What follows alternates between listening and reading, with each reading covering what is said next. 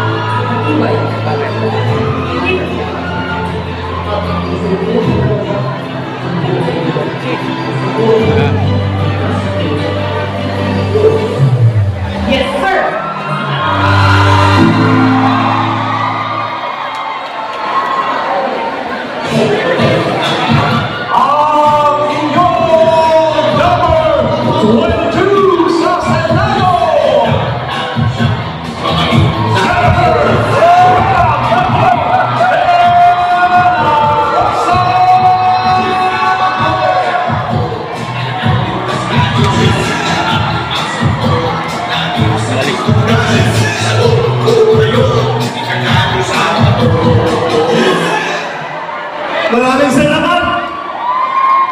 Magandang hapon sa ating lahat. Unang-una, magbibigay pugay mula ko sa lahat ng mga kasamahan natin na sumabay ngayon sa rally nito ngayong hapon na tinatawag natin ang ayusin natin ang Pilipinas rally. Unang-una, tawagin ko muna. Ito mga tao ito, kagaya ninyo. Sila andito, kayo andito, sila ando sa ibang mga lugar dahil sa kanilang pagmamahal kay Pastor Apollo Kibuloy, dahil sa kanilang pagmamahal kay Pangulo Rodrigo Duterte, dahil sa kanilang pagmamahal kay Vice President Inday Sara Duterte, dahil sa kanilang pagmamahal sa buong senatorial slate ng PDP Laban. Itong mga tao na ito, wala itong kinatanggap na ayuda. Hindi ito inahabot. Walang akap, walang AX, walang tupad, pero merong pangarap na gaganda ang kinabukasan ng Pilipinas. Unahin natin tawagan ang ating mga kababayan sa Baguio. Kumusta kayo dyan? Ang balag-balag na ito. Ang Baguio yun, Baguio! Mga kababayan namin sa Bulacan! Santa Maria, Bulacan! At ating mga kababayan sa Cavite! Cavite! Imus, Cavite! Masaya sila kahit walang tinatanggap na ayuda. Iba yung ikaw ay kumikilos dahil sa puso.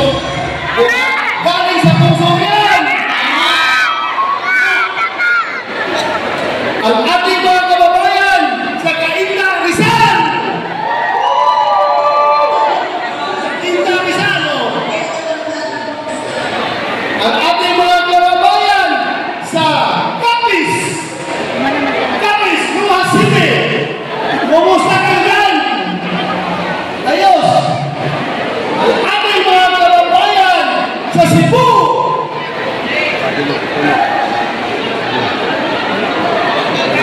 asa na si mo.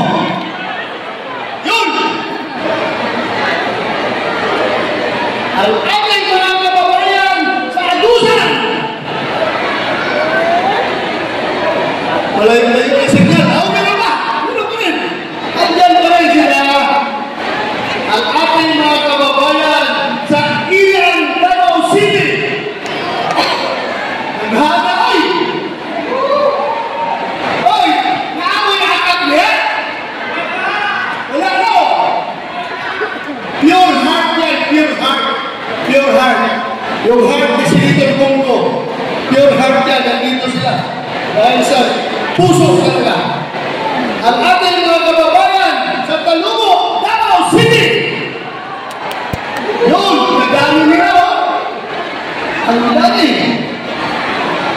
Ating mga kababayan sa Matanao, Davao del Sur, ating mga siligan. Oh, mga siligan. Ating mga kababayan sa Plaridel, Misamis Occidental. Yun.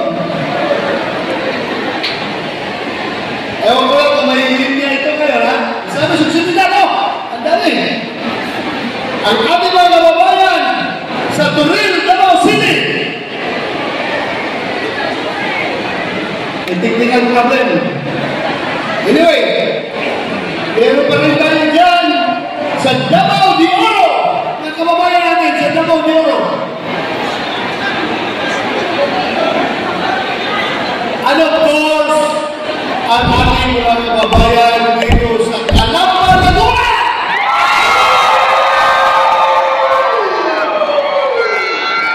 Mga kababayan, maraming salamat.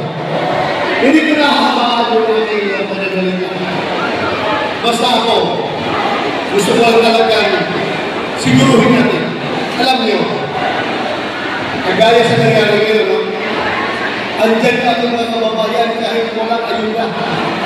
Anong ibig sabihin niya? Isabay pa natin yung mga survey na nagsipag na basa natin. Kaya nakikita natin na lahat kami sa PDP Laban ay pasok sa survey. Yan ang totoong survey. Yan ang totoong survey. Kaming siya sa PDP Laban ay pasok sa Magic 1. Anong indicator? Anong explanation yan? Anong explanation bakit yan? Yun ang sinasabi natin na protest mo na mga taong nasasaktan, na mga taong naiinis, at mga taong galit sa ginagawa ng kasalukuyan ng pangyarihan. Dahil mga taong yan, tahimik na yan. Pero pinapakita nila yung kanyang salukin pagdating sa eleksyon. Kaya, I warn you, hold your breath. Tighten your breath.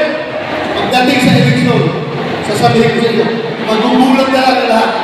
Na itong siyam na ito, itong siyam na ito,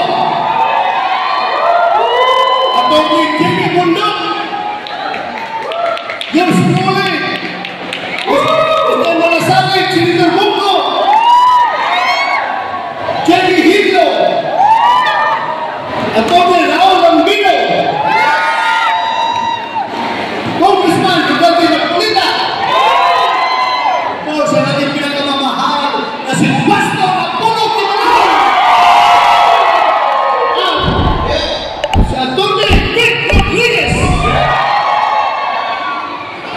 at Philip Ipik Salvador. Magulang na lang kayo pagdating sa eleksyon. Itong lahat na ito ay nagkakalusok. Ako, I am not trying to be a prophet. I'm just trying to share with you yung aking nakikita habang aking nakikita sa buong Pilipinas. Nakikita ko talaga yung damdamin ng puso ng Pilipino. Gusto nila talaga, sir, straight Pilipino naman ko.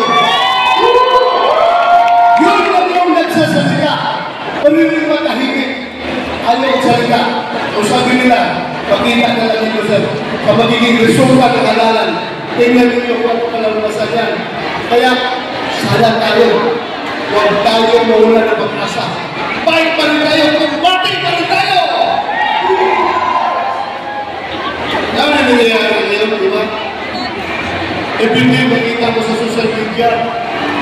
meron papalabas na binablock na nila pagkagamit nila na siya mo. Nakita niyo, ginagawa na live sa Facebook yung pagkagamit na siya mo.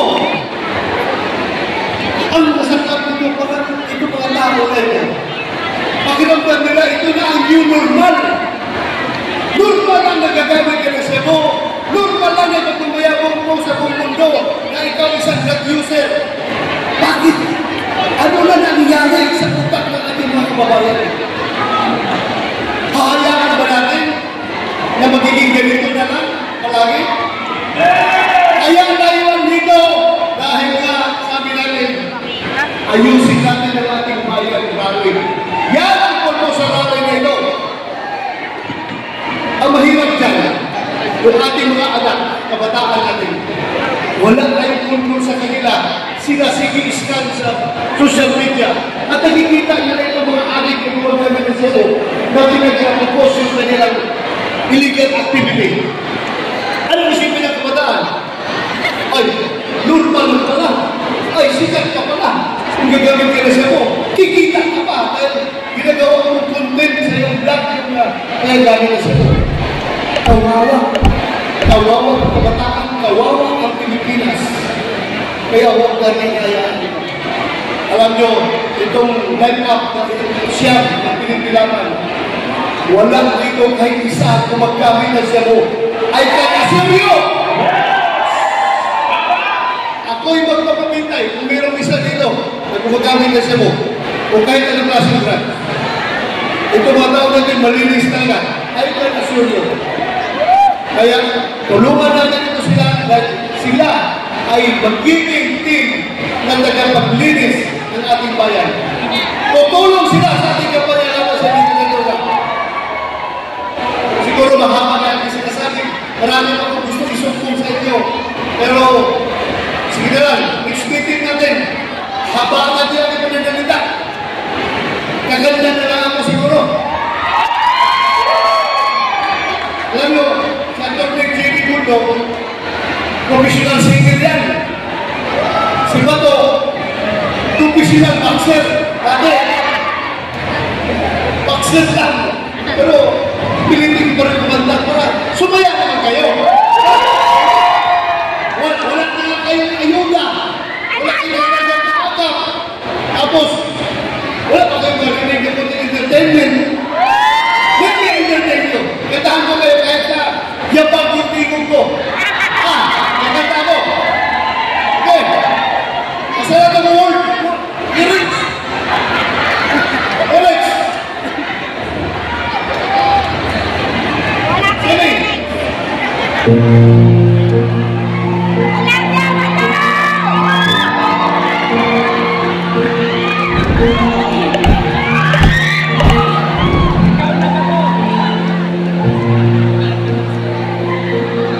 There goes my heart.